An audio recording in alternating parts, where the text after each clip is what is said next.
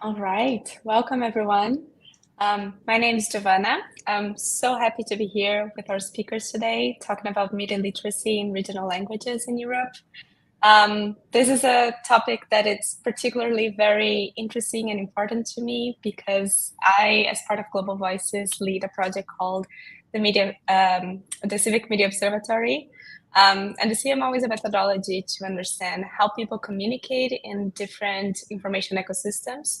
Oftentimes, we do a lot of analysis based on local knowledge and with local researchers in different languages. And one of the main things that we observe is how narratives, how information circulates differently depending on who's talking to who, in which environments, and which words do they choose, and how much of their own background, their own identity counts when we're doing that kind of analysis. And that kind of work is something very dear to us because it's one tool to strengthen the toolbox of media literacy. So I'm super excited to be here with our three speakers. I want to turn to you guys and ask you, each of you, to introduce yourselves. So I'm going to go on the order that I see on my screen. Amy, why don't you go first? Thank you very much, Giovanna. So I'm Amy. I'm the Ifigach Gaeilge or Irish Language Officer with Wikimedia Community Ireland. So a lot of my job is to promote the Irish language within Wikimedia projects in Ireland and beyond. And Amy, can I also ask you to talk a little bit about Wikimedia and the work that you guys have been doing? So a lot of our work is based on outreach work. So we do some work with universities and different university programs, teaching students how to write and edit Wikipedia mostly. And we also run various projects during the year as well. So we have like Wiki Loves Folklore, which is all about capturing folklore and cultural heritage. We have Art and Feminism, which is about promoting female artists. And we also are working with Miriam, Afuk, and some Basque partners as well on the Wiki Women project, which is an Erasmus Plus project that we'll be launching later this year. And that is all about media, I suppose, like media and information literacy through minority and minoritized languages. So the languages that we're working with are Irish, Frisian, and Basque. So we're looking to branch, I suppose, into more educational programs with schools. We have a few established relationships with university partners, and yeah, we're very excited about bringing more wiki work to that. A lot of the wiki work is outreach based, so teaching kind of critical analysis of sources and using that kind of information literacy skills in the work then to work for wiki projects. Thank you so much. Miriam, why don't you go next?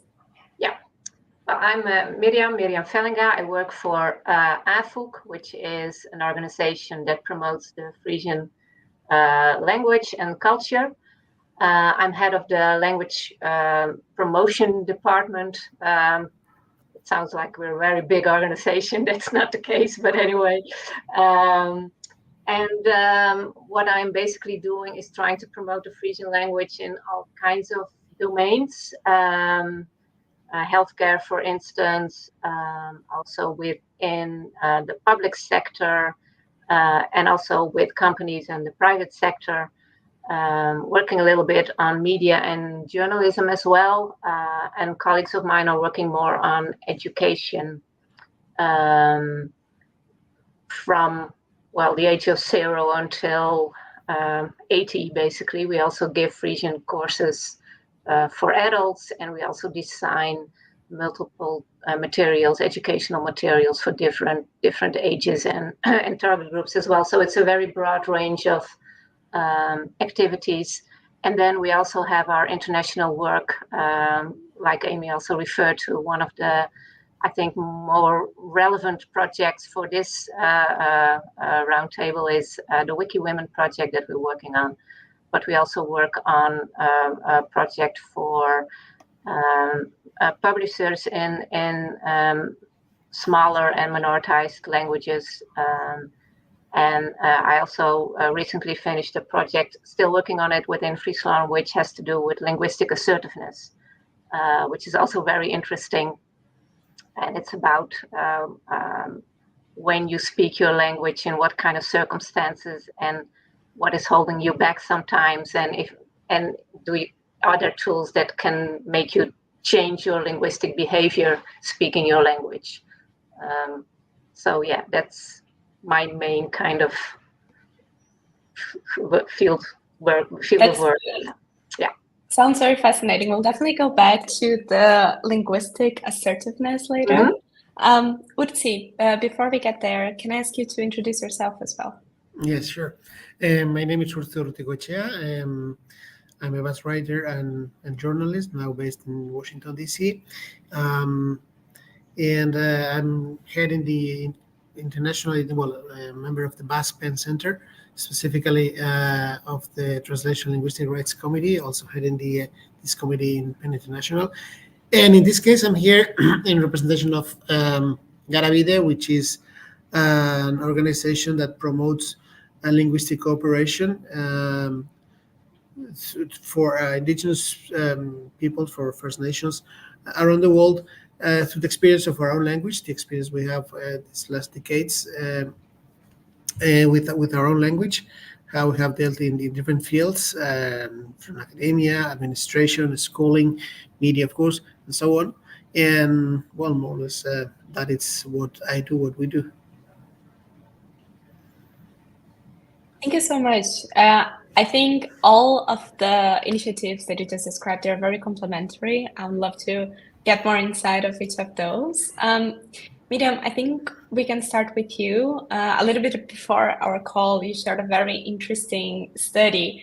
And one of the main conclusions that caught my attention was that Frisian is still a highly spoken social media, and the tendency is for that to grow over the years.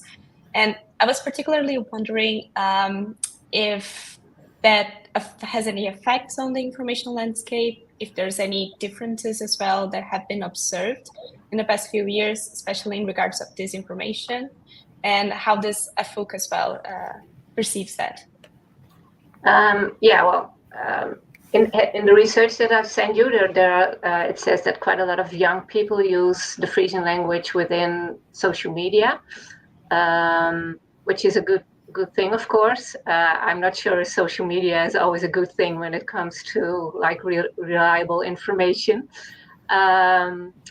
So what we're trying to do at AFOC is be present there, at least send information in our languages about our language. We're not like a media organization, of course, so we're just sending our information that we want to get across to the people. And I think that since the Frisian language is quite small, there aren't a lot of really Frisian language channels on social media. There are some which are aimed at the language and at the culture, but not about like normal kind of world news or information as such.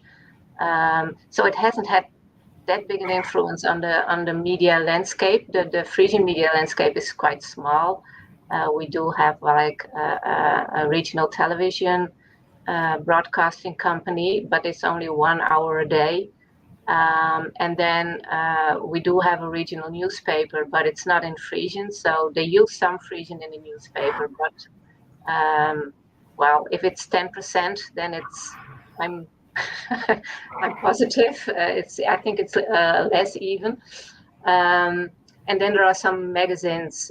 So the information that we have in our language is very minimal, and it is usually related to like Frisian language topics or Frisian cultural topics, which means that the disinformation in Frisian isn't that big. But on the other hand, the information in Frisian isn't, is minimal, unfortunately. That's very interesting because some of the projects that you mentioned are also focused on promoting the Frisian language and expanding it at a certain extent. And do you see space for that inside of the media? Do you see interest as well? Yeah, the main thing that we have to deal with is that the Frisian language is mostly an oral language at the moment. So although there is like education and children learn to read and write, and also more adults are reading and writing it, and social media had a big influence on that a lot of more people are writing in Frisian and reading in Frisian because like you interact with your peers and you want to use the same language that you speak with one another. So in that respect, social media had a big influence on how people look at their language and use it. And we are now working on like a minor in journalism. We don't have our own journalism studies in Friesland, so they're all outside of Friesland. But we do offer the Frisian, learning the Frisian language and learning about Friesland to journalists who are aiming to work in Friesland as well. So that they can use the Frisian language also for articles that are not specifically about Frisian language and culture, but more in a general sense, and be more aware of the role that the Frisian language plays in Frisian society. So in that respect, we are using, we're trying to increase the use of Frisian within the media sphere. And another thing that we are doing is we are having like a campaign. It's more like a media channel even for young people. It's called Young Frisk, where young people, students make their own content in the Frisian language, and they use Instagram, TikTok, mostly those two channels to broadcast their kind of videos and content that they are making. And they are doing that in collaboration with us and the Frisian Broadcasting Company as well. So I think those are the main kind of things that we do when it comes to media. That's super interesting. It's also some strategies to get young people trained or more interested as well in thinking about the language, but from a sharing point of view, a sharing perspective. Yeah. That's a good segue for my question to Utsi, actually. Doing some research for this panel, I came across an article by the Basque Country University that was evaluating the status of media literacy in Basque in 2011. It's been a long time since that article came out, but unfortunately I couldn't find a more updated version. But the main conclusion of the article was that media literacy should be implemented as soon as possible in the community schooling system, because there were already some issues associated with spread of disinformation, campaigns targeting certain people in Basque that were being observed. But I was curious, has that been observed or done at all since 2011? And No, how... actually, yeah. No, the as far as the research was done, actually, I mean, it was published in 2011, but the research itself was, I think, 2009 and 10. That's when they gathered the students and when this was done. And since then, many steps have been taken in different fields, both in academia, out of it. Now we have an observatory of mass media. But the trends, I mean, I would say the worldwide trends that come to that somehow, at least in the Western world, or in the Western Europe or North America exist, I would say everywhere else as well. They also exist in the Basque Country and affect the Basque youth, of course.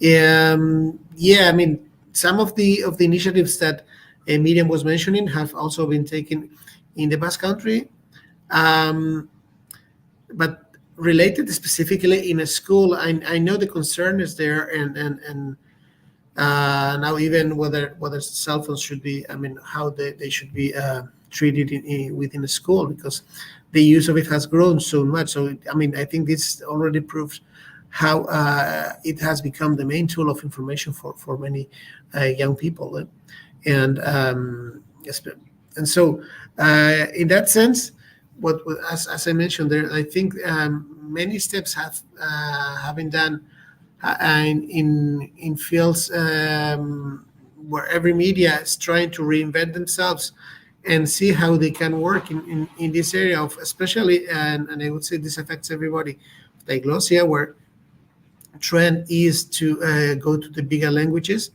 and so you have to somehow show also the importance of using your own language, not only in a school, out of a school, but also in social media. And I'm not sure to what extent this has been achieved. I mean, there are initiatives, there are projects. There is, of course, young people doing very interesting things in Basque language, but at the same time, many realize that if you want to achieve a broader audience, it's easier if they do in bigger languages. So yeah, that's a concern as well. I'm also curious to know, because you've talked about the larger challenges that we've seen worldwide in regards to to the status of the media ecosystem. And you yourself as a journalist, I think you have some sort of responsibility as well in terms of reporting, but also communicating to specific communities, to specific audiences as well. They need access to information. And what we see nowadays is some sort of like a shrink of like diversity in media landscapes because of the crisis in journalism, the economics around this as well. I wonder how you think about this, and then how do you also support the need for a focus on regional languages, especially in Basque, in your own profession? Well, just the first. I mean, I know I wouldn't go much deeper into how we name these languages, but we do not consider Basque to be a regional language in that sense that it is the language of the Basque country. So for us, it's our language. I know it's a minoritized language. It's spoken in a country where there are two bigger languages, especially Spanish for the most part, also French. But having said that. Yeah, of course, there is. We have a long experience in for at least 40 years, even more, dealing with these issues, and of course, new challenges that have been emerging in the last, not even decades, years. So how do we handle it? We come from a situation, from a language that was heavily suppressed, but also created a strong resistance and a commitment to the language, and a new generation for whom we weren't able to pass on this idea of the commitment and the importance of the language. And of course, languages are languages, no matter what language it's used to. It's a tool for communication and for ordinary things we do with language, but also languages have another importance and for the community, for depending what peoples you have. So for us, it's not the same if we're speaking about the Basque language or any other language, and I'm sure it's the same for the Frisians with the Frisian and the Irish language and so on. So somehow there is this idea that much has been achieved, and somehow every language is in the same level, and this is a wrong idea, and specifically. Any small language needs special support and care, and to some extent it's being done, but we still have to see with how it's been succeeding, what's been not succeeding so much, and how we should deal with it. So I think as I mentioned before, it is all the trends that affect any bigger languages affect smaller languages as well.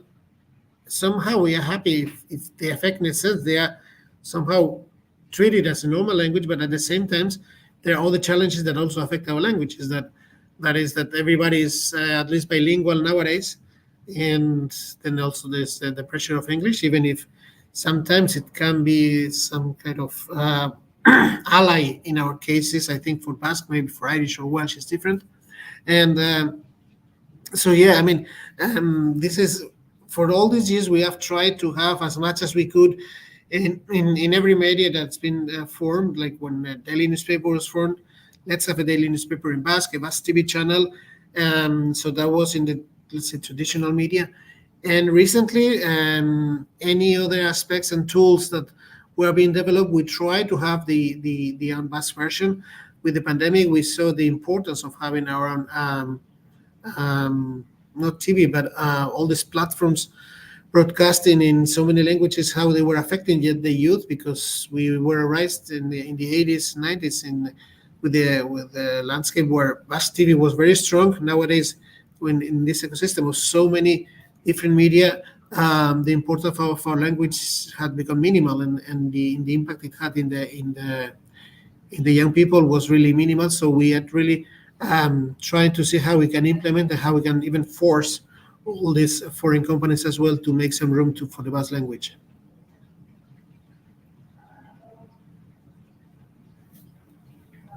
Sorry, everyone. I think I was muted. Thank you so much, Utsi. I want to move on to Amy now. And Amy, Wikimedia, as you said, have been doing a lot, especially within the Irish language community. But I wanted to ask you specifically about its role in safeguarding information integrity in Ireland and thinking about like a more healthy information ecosystem as well. Can you share with us a little bit of like what have been the past goals and how have you yourself been working towards that?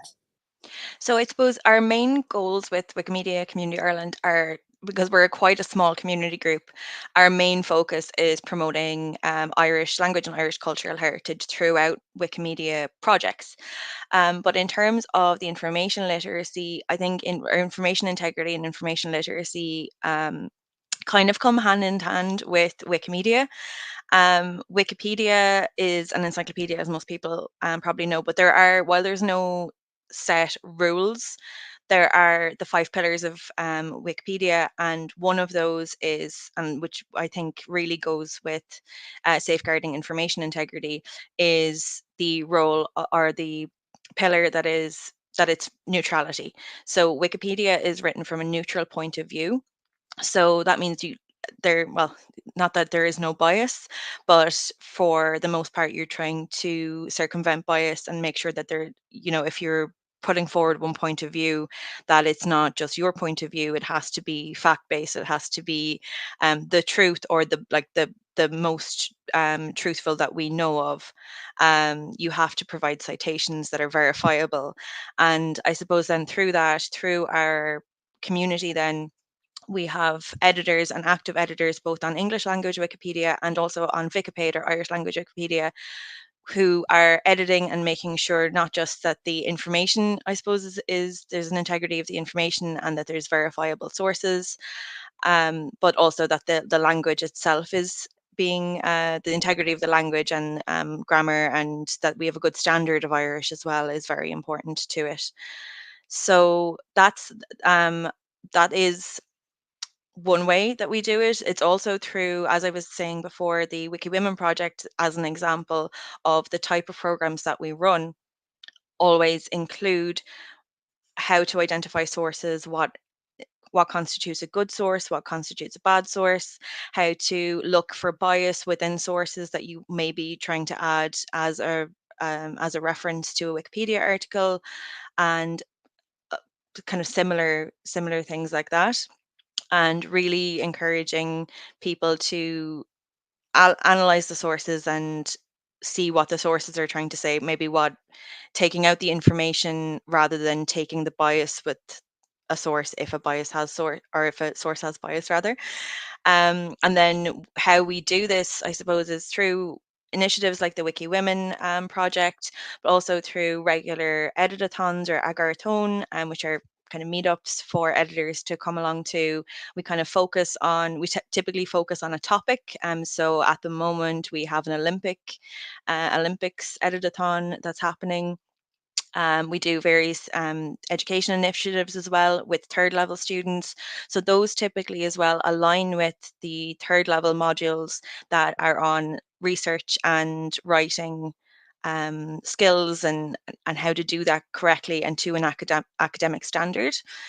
And we also engage then as well. So we're at the moment trying to engage with government departments and other institutions to organize collaborations to bring that work to more students and more people in general around Ireland. I think I touched upon something that is very, very important for this discussion, which is literacy as a practice and literacy as a way of understanding and building the skills, as you said, to better identify sources, to sometimes compare sources as well. But I wonder, how's the media landscape in Irish in terms of providing a multiplicity of sources? Is it also easy to access, or it's limited? Yeah, no, sorry, it is limited. It's very limited. Yeah. So that's what it's one of our main challenges with Wikipage and the Irish language Wikipedia is that we have a lack of sources for information Oscailgar in Irish. So a lot of the time you might think that if you're going to edit or you want to create a page that exists on English language Wikipedia but doesn't exist in Irish, that it is a simple case of translating it. Now you can do it that way. However, the ideal version would be that we would have a similar article with the same information in Irish. It doesn't always happen because Irish is, while it is technically the first language of Ireland within our constitution, it's very much not been promoted as until probably the last 20 years has not been promoted as a language of business or a language of information. It's been kind of sequestered into the arts, into literature, into poetry, and into history. And what we're kind of seeing at the moment and the last kind of 5 to 10 years is almost an Irish renaissance. So we have a lot of people creating in Irish at the moment. So it's kind of similar to what Miriam was saying about social media content creators. I suppose Irish and Frisian are in very different kind of different statuses in terms of the number of speakers and the number of creators, but we are seeing a lot of people creating through Irish. So we're trying to, I suppose, harness that and bring that into the written word through Wikipage, because there is such a lack of just Irish sources. So yeah, that is a huge challenge. It's not the worst thing in the world to put down an English medium or article written in English as your reference, but it would be it would be preferred in Irish. But when they're not there, it's kind of, you have to kind of take what you have. Yeah, no, and it's a big challenge that it's not for one organization as well to fix. It has to be somewhat a joint effort or a community effort, which is definitely something that Wikimedia does teach or is an example of, like how to mobilize a community around language, around knowledge, and I think it's something that Global Voices also aligns with, but there are still not enough organizations out there doing that kind of work, and we definitely hope for more. I want to move on as well and mix and match a little bit of the questions. Also invite the audience, if anyone watching us has any questions or wants to send a comment to any of the speakers, please feel free to use the chat or the comment section. We will be monitoring and we will be including those. But also feel free, Miriam, Mutsi, and Amy, to interrupt or to ask your own questions if you feel like it. But in more broad terms, since you all talked about different initiatives that you've been doing to promote different literacy skills in your own communities, or to even facilitate the production of content in your own languages, I was wondering about this aspect of joining forces and bridging people, bringing community together. How can we promote, or what have you seen in your own context that has worked in terms of sharing knowledge about media literacy in your regions, and how can we address some sort of like urgent need for that as well? So if you could share a few examples, I think that would be very helpful. Well, I don't know, Miriam, if you want to add something. In our case, I think the Basque experience comes from an idea that, let's say, in these last 35, 40 years, there have been kind of two trends. One that came from earlier, which was, let's say, the grassroots movement, the movement for the Basque language. That's been always trying to create, to push, to do things with a very clear idea for well, not, I'm saying very clearly, for some part, yes. Some other, maybe they were related to other movements as well, but at the same time, they included the idea of working in Basque. So, of course, as it can happen, I guess, with all these grassroots movements in everyone's social movements, and um, they were usually doing their best with not much support and so on. That's been, let's say, the traditional approach to this. At the same time, we have an autonomous government in the western part of the Basque Country since late 70s, early 80s. And they also create, especially in the audiovisual sector, quite a strong tool, which is the Basque, historically called Basque Radio Television. And nowadays they are trying to merge and you know, approaching into to other areas as well. Anyway, that was state funded, and for a very long time they were this kind of two different ways, two different paths that rarely meet each other or met each other. I think in these last 10, 15 years, this has changed a lot. And both parts have realized, I mean, one part was already aware, of course, of the need of the state support, at least for funding, while they keep their independence. And but how many things they can do together in this new crisis that have been mentioned before, that were affecting these media landscapes worldwide and also in minorities languages. They need to work together, to do things together. So they're definitely having some interesting projects and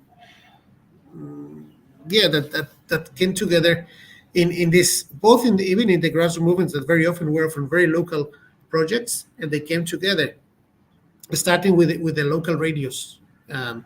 More than 10 years ago, with how they created their own platform, and going further to other more regional or more local media, to working in collaboration with this state-funded media, and even schooling and literacy for adults. So all these steps have been done. More are needed, and I hope that this will happen. But yeah, I think the idea is clear, and there will always be tension, as it happens everywhere with administration and the grassroots movements. That I think it's positive, and one needs to push more, and the other will count more how much funding there is for this and that. I mean, that's obvious. But I think it's, I mean, somehow it's been developed, and how both parts are trying to work together.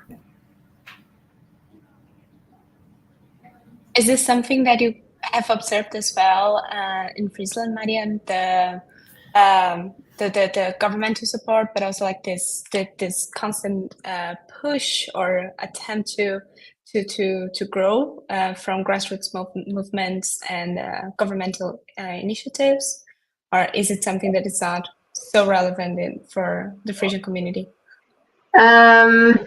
I think it's a little bit different, although there are like very regional radio stations and television stations and newspapers. They are all at which use the Frisian language more than like this, of course, the bigger kind of broadcasting companies in the Netherlands.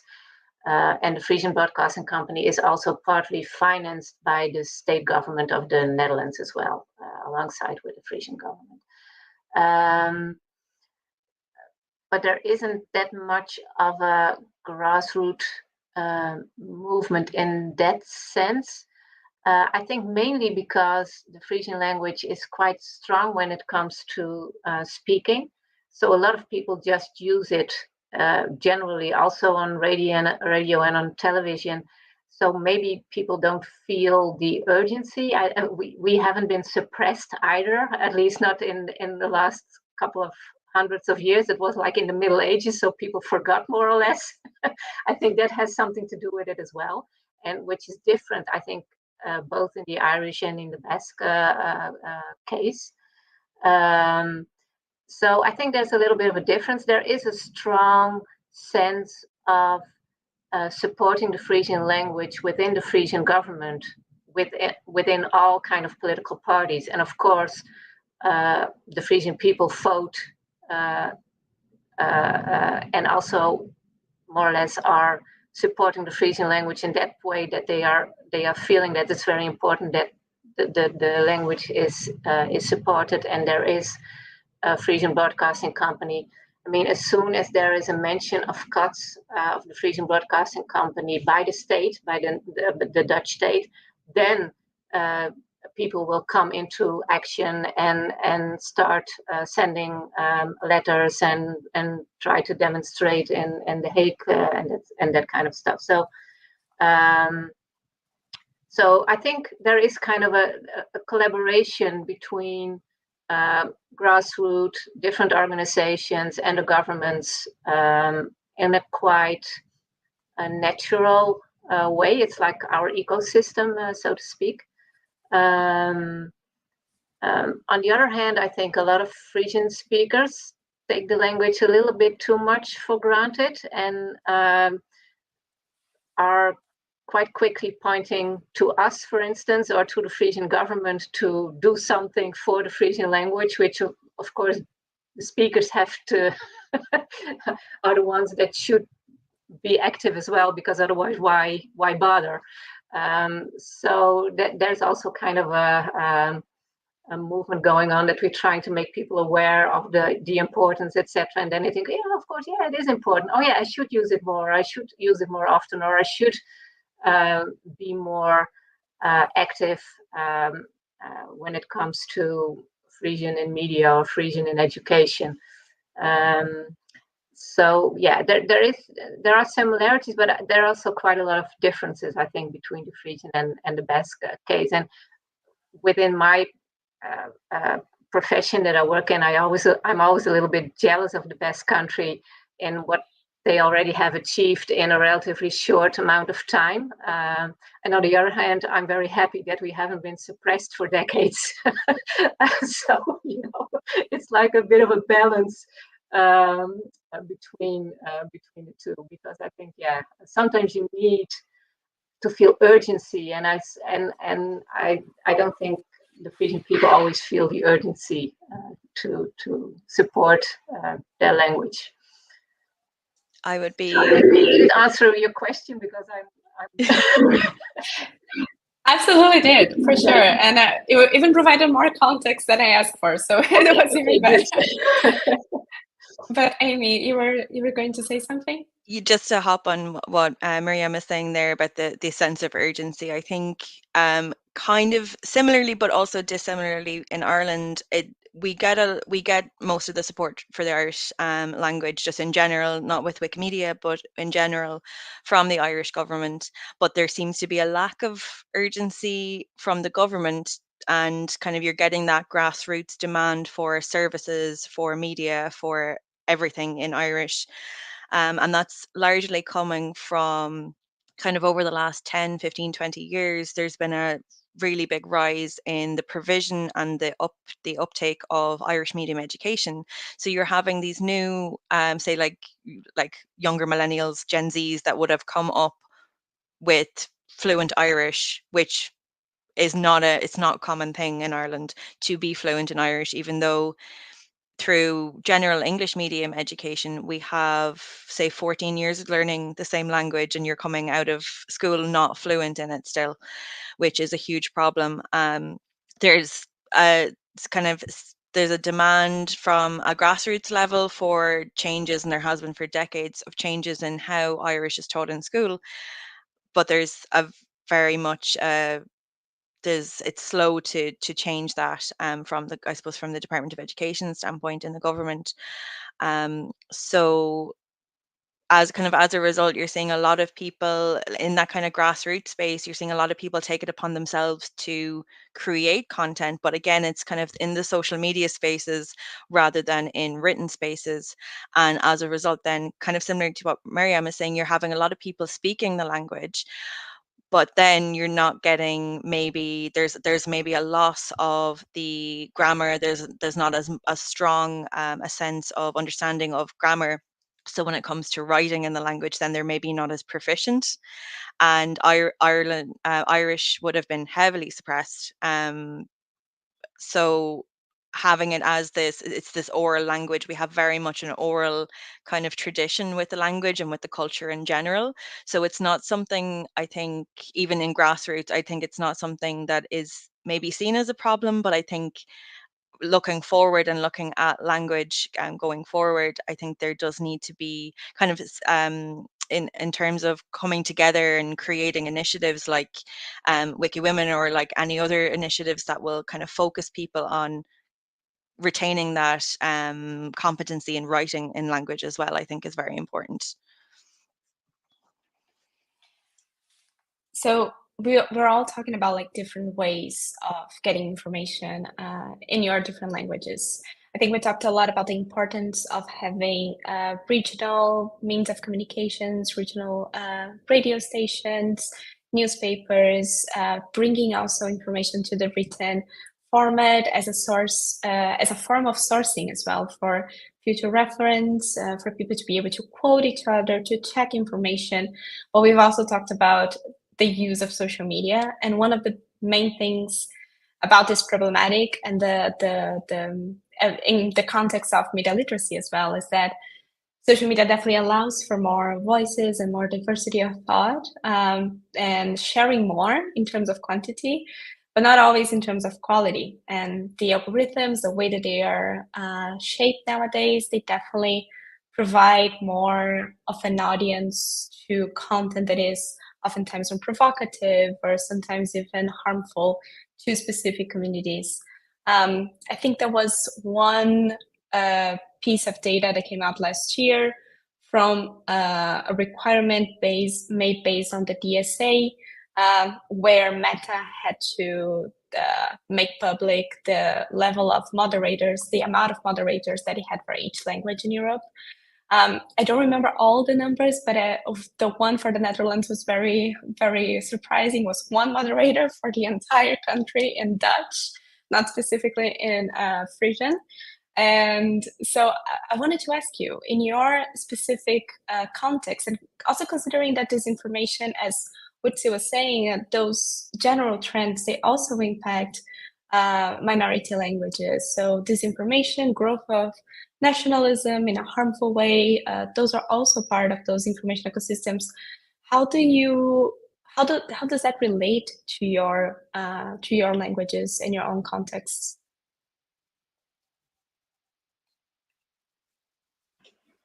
Maybe I can say something about it. As I see it now, I don't think, because there is not that much content in our languages, that there is a lot of misinformation or through our Frisian kind of social media channels. And I think that's also because the algorithm isn't exactly positive for any minority language in that case. So there's also, again, there's being lucky and unlucky kind of thing going on there. And the same is, I think the people in Friesland are more influenced by the Dutch language channels and the English channels, and the misinformation and the conspiracy theories and all that kinds of stuff from those languages than within the Frisian context. And the kind of information that is shared in Frisian is usually, like I said, even on social media, language and cultural related information. So not that much about politics and nationalism in that sense. So there is a positive sometimes about lacking behind a little bit. Also a negative when it comes to the status of the language. So there's always two sides of the coin. Same with AI that we haven't talked about. in order to have like good AI written information, they have to have sources, written sources in Frisian, and they are not around. Same with all kinds of fake news, and there is there isn't enough data in the Frisian language present to kind of use it. I think only a couple of years ago I had my first like fake advertisement spam email in Frisian, which I thought was like, yay, we are getting somewhere. But anyway, it was quite funny. It was still some prince from an African country who wanted to say that I wanted to inform me that I had a big inheritance in very broken Frisian. But so yeah, it's I think I don't know how it is in Ireland and in the Basque country, but for Friesland, when it comes to information in a language, it's not like a big thing, but it's a big thing in general, of course. Also with our government at the moment, as you know, we have kind of a right-wing, extreme right-wing government who is threatening to cut budgets also for like the national broadcasting companies, which might influence the Frisian regional broadcasting company as well, and the leader of, I don't even want to mention his name or the party, but the leader of that party also calls journalists the scum of the earth. So that is a threat for like information in the Netherlands in general, which also influence the information that we get in Friesland. Well, I would say that there are some similarities and some differences with the landscape that Miriam described. No? So, for instance, in the sense of the AI, I do think that very important steps are being taken in Basque. For instance, the translations tools, especially with the Spanish, are very strong because there is a lot of data between that you can share with both. If you compare to English, unfortunately, it is not so good. I mean, it exists, of course, it's necessary, it's been developed, but there are less articles to compare. And on the other hand, what we're seeing, as Miriam said, that also I don't know if I ever received any spam or things like that in Basque. So, but we have seen, for instance, this last summer, some concerning. I mean, it's not even. I guess it's street protest, or it was just a couple of graffitis and a banner, a racist banners in Basque against migrants. So luckily they were removed, but they were written in not very well passed. But so you can see there's all these effects and happens also in Basque. And on the other hand, what I've seen often is that many of the debates that happen in the global media, what I see that unfortunately we still see many of them. I used to maybe take the idea of the classes from the feminists, that with the Spanish classes. So we don't create or we don't take them directly from things happening in somewhere in Europe or in America, but once they start trending in Spain, then we translate or we somehow get them as well in Basque. And I realize very often, because here being in America, I see some of the debates that happening, and like 2-3 days later, I see the same debate in Spain, and then I realize, okay, now it's when it's going to be this debate in Basque language, and it's usually always through Spain, much less through France or the French language, or some of the debates happening in Spain that do not happen anywhere else in Europe, or to a lesser extent, also happen in Basque. So in that sense, I think it's somehow the way you can create. I mean, you do create your own thing, but very often, very much or too much influence by things happening in the biggest language, in the biggest culture surrounding you.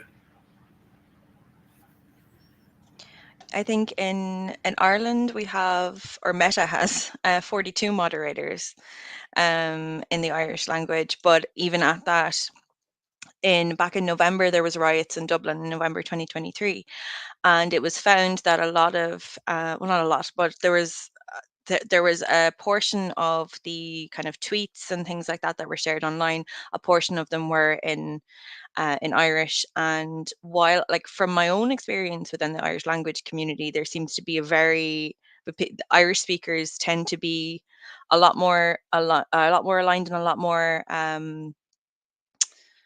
cognizant of our history as a colonial nation, or as a colonized nation, a colonized nation.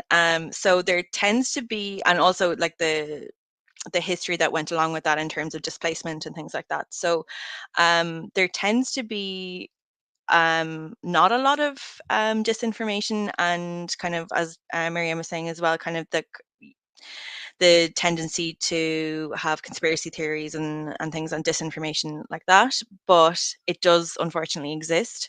So there was a kind of a declaration from the Department of the Gaeltacht, and the head, kind of the chairperson for Irish, who was basically giving out about Meta to say that they should have more Irish speaking moderators, and that maybe that this could have been like that the incitement to violence could have been caught earlier, so that didn't happen.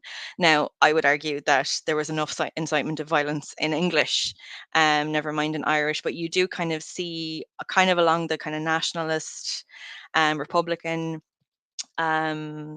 rhetoric that there will be this kind of claiming of Irish and claiming of Irish culture.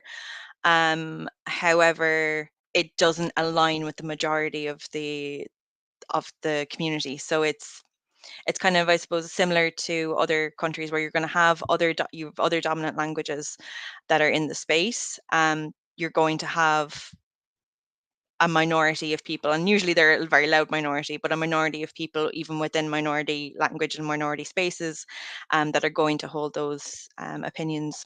So I suppose it's important to have more moderators, but also that, I suppose, not to say that it's everyone's responsibility, but in a way it is everyone's responsibility to call it out and to report those things as well. So having more speakers of minority languages means you're going to have more people able to identify those issues and able to report them and call them out as well.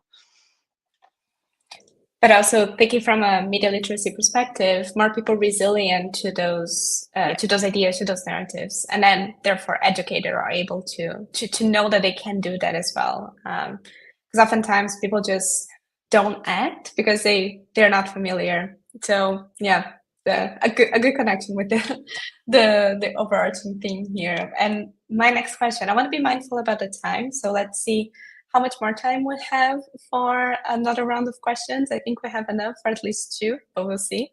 But if we don't, I just wanna I wanna have you guys thinking a little bit, maybe collectively, maybe not, about the challenges that you've highlighted so far, and what are ways of ensuring the continuity and the spread of your languages, of this identity and this way of these tools for communication, but while accounting for media literacy as well, while accounting for this this resilience and the knowledge within the communities that speak the languages.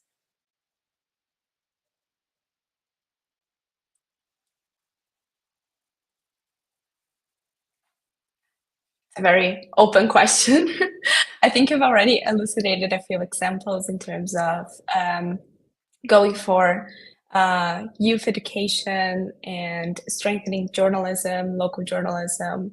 But I was also wondering if there are other things that we can think about in consonance between promoting the language, but also the literacy aspect of being a literate speaker of the language within a complex, oftentimes difficult to understand media ecosystem.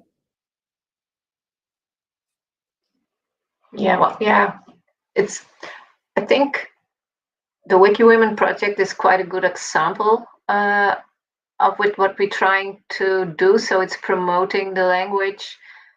It's making students look critically at the sources. It's making students look critically also what already is written and what isn't there, for instance. So if there is an article about a woman, sometimes a lot of information is either lacking, or it is starting with such and such was married to. So that's the first thing that they say about a woman. So you learn students how to read kind of articles as well, and if there is bias in it or not.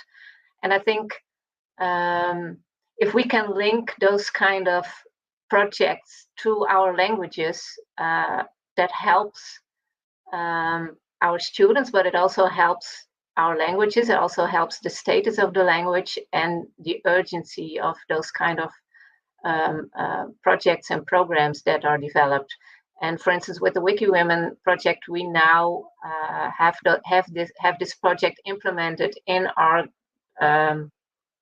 educational materials. So every teacher can use this project also, regardless if they are teaching Frisian or Dutch, but they still can use all the materials that are there and also all the background information. So I think, yeah, that might be the way forward, and we try to do with biodiversity and climate change, but also literacy, try to incorporate those themes within everything that we are doing in a way. I think that's the only way forward, and if we can more or less collaborate on that together, because I think a big bonus for the students is as well that they can go on exchange and go to Friesland and go to Ireland and go to the Basque country, and that interlinks with how they feel about languages, but also about the theme that they are working on at that moment, which is a positive kind of feeling. So I'm stop talking now because I'm. I was going to agree with you, Miriam, and I think it is really important to have information literacy and that kind of critical analysis within a lot of other subjects, because I'm not sure with other education systems, but within Ireland you kind of have it within the English language streams, and then you also have it within history, because you're looking at sources and you're looking at historical research. But you don't if you're not doing those or if you're not doing history, say for your exam years, or if you don't necessarily have a teacher that's going to focus more on competency and literacy over the plot of the book and the themes that you have to look at. I think looking at the education streams and looking at that kind of thing is very important as well. Like for example, in Irish, when you're looking at reading comprehension, you're really looking at whether they understand what's in the article they're reading, not what the article is about, not if there's bias in it, not if there are those pieces that if you were also adding an information literacy into your language classes, that you would also be picking up those skills as well. So yeah. Yeah, I definitely would agree with both of you, and I think that that's also the case as Amy was mentioning, that I think whenever students, they got an article, they take for granted it is something serious, and of course it can also I mean, at a certain point it can be dangerous if all these things start arriving, but for the moment I think it's interesting. We are seeing at the same time the need to remember this again, perhaps all this history of what has happened with our language. Why is the situation of the language at the stage that right now it is? And for instance, I think this is more clear in areas where the Basque language has less support and even still suffering some attacks in in some area of the Navarra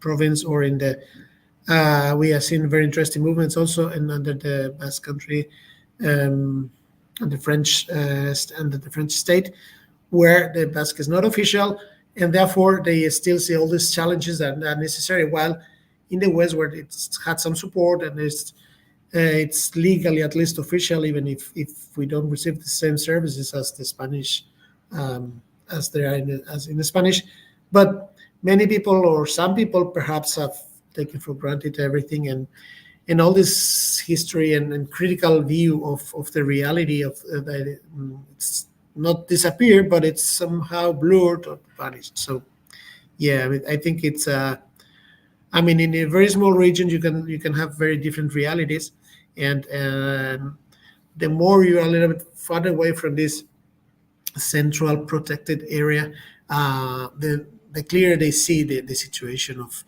our language here. Thank you so much, everyone. We got to the top of the hour. I feel like we could be talking about this for a long time. Maybe it's a good cue for us to organize a second version of this chat. We talked a lot about young generations, but I was also super curious about older generations and initiatives to target that group as well. But I think that will have to wait for another time. Just in conclusion, I made some notes from what you guys have shared, and I think they are worth highlighting. I think the first one was something that Utsi said, that it's very important to keep in mind. The trends and challenges in majority languages, they are definitely important to be considered in the context of minority languages as well. But then adding to that something that Miriam had said in terms of the pace that those challenges tend to affect minority languages. And if one thing, there's some sort of not exactly an advantage, but a space for more caution or more preparation as well in terms of building resilience and media literacy before those information ecosystems get more complex or bigger and bigger and larger, which is definitely one of the things that we all want to promote or to see happening, diversity.